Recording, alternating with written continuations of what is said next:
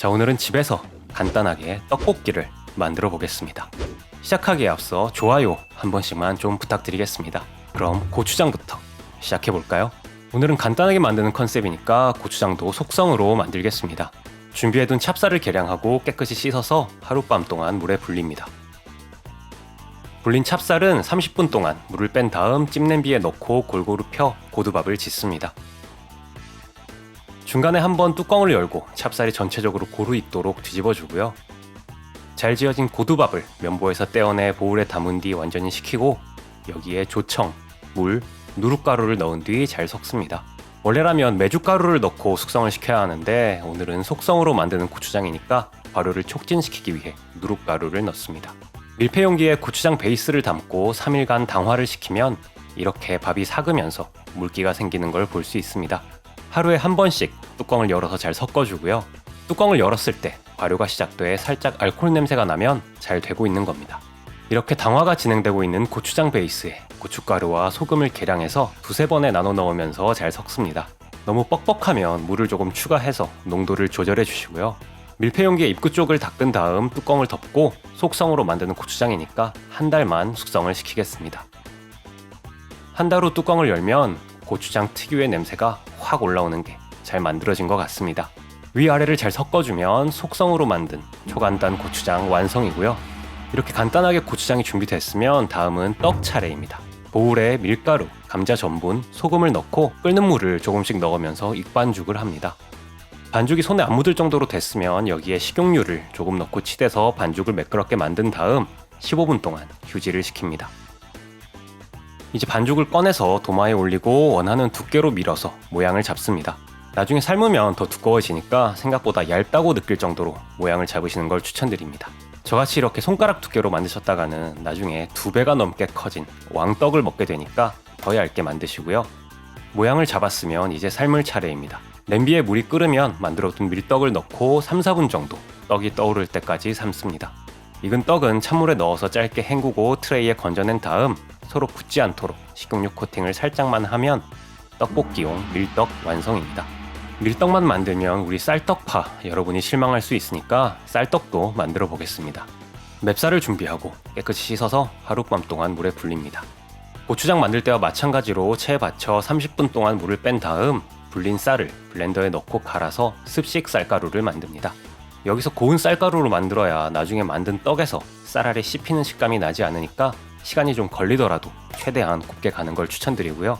쌀가루가 완성됐으면 찜냄비에 면보를 올리고 쌀가루를 붓고 뚜껑을 덮은 뒤 찝니다. 쌀가루가 다 익었으면 이 쌀가루에 뜨거운 물을 조금씩 부어가면서 뭉쳐 떡으로 만드는데 물을 아주 조금씩만 넣어가면서 하시는 걸 추천드립니다. 쌀가루가 떡처럼 뭉쳐졌으면 이 떡반죽을 돌절구에 넣고 치댑니다. 쌀가루에는 밀가루와 다르게 글루텐이 없으므로 이 절구에 치대는 과정에서 전분잎이 부서져 퍼지고 아밀로펙틴이 결착해 겔 구조가 형성되어 반죽에 탄력이 생깁니다. 떡반죽이 다 됐으면 도마에 참기름을 조금 펴발라 붓는 걸 방지한 후 손으로 굴려서 가래떡 모양으로 만듭니다.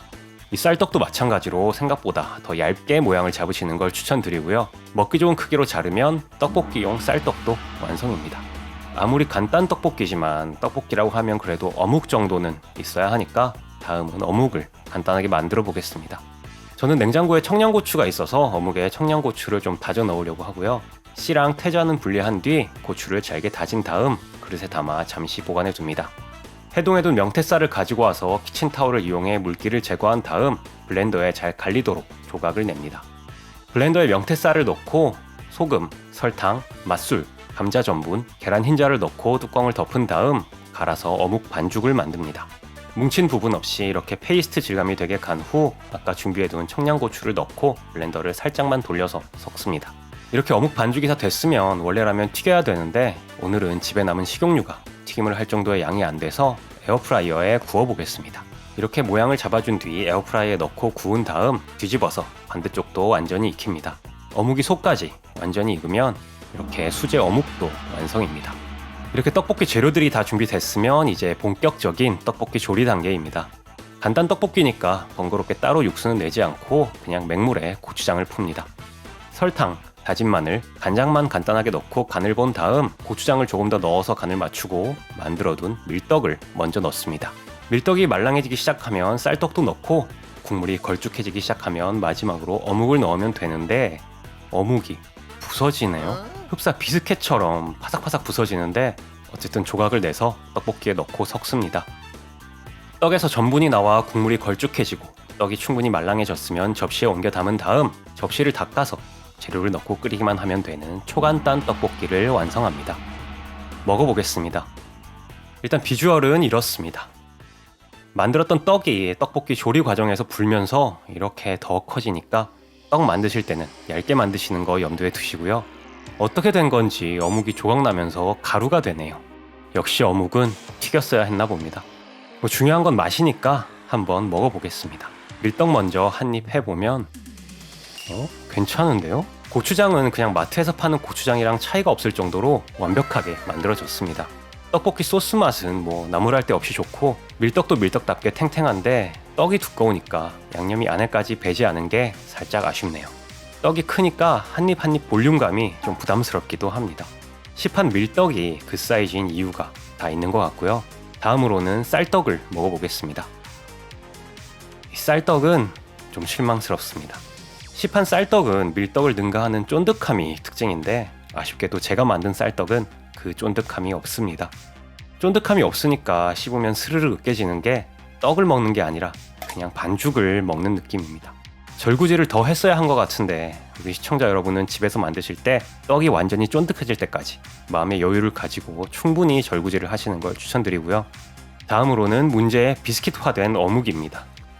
한 입 해보면 역시나 엄청 건조한 게 에어프라이어 조리 과정에서 수분이 다 날아간 걸로 보입니다. 떡볶이 소스에 담궈둬서 소스를 머금은 어묵은 그래도 좀 먹을만 한데 그냥 생 어묵은 한 입 하면 입안에 수분을 다 빨아들이는 느낌이 즐겁지는 않네요. 차라리 오븐을 쓰는 게 어땠을까? 역시 어묵은 튀겼어야 했나? 온갖 생각이 다 듭니다. 우리 시청자 여러분은 집에서 어묵 만드실 때 좀 번거롭더라도 역시 정석대로 기름에 튀기는 걸 추천드립니다.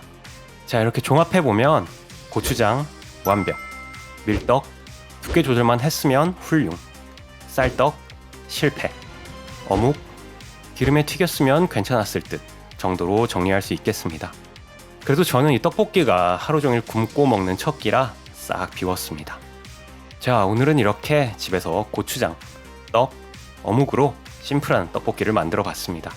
떡볶이에 온갖 토핑을 다 얹은 화려한 떡볶이도 좋지만 가끔 이렇게 소박하고 간단한 학교 앞 분식집 떡볶이가 땡길 때도 있죠.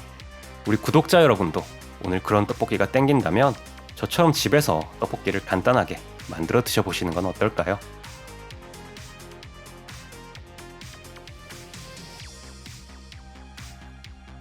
오늘도 긴 영상 봐주셔서 감사합니다. 오늘 영상이 마음에 드셨다면 구독과 좋아요, 댓글, 알림 설정 하시고 다음 영상도 놓치지 마시기 바랍니다. 저는 다음에 좀 더 재밌는 영상으로 돌아오겠습니다. 감사합니다.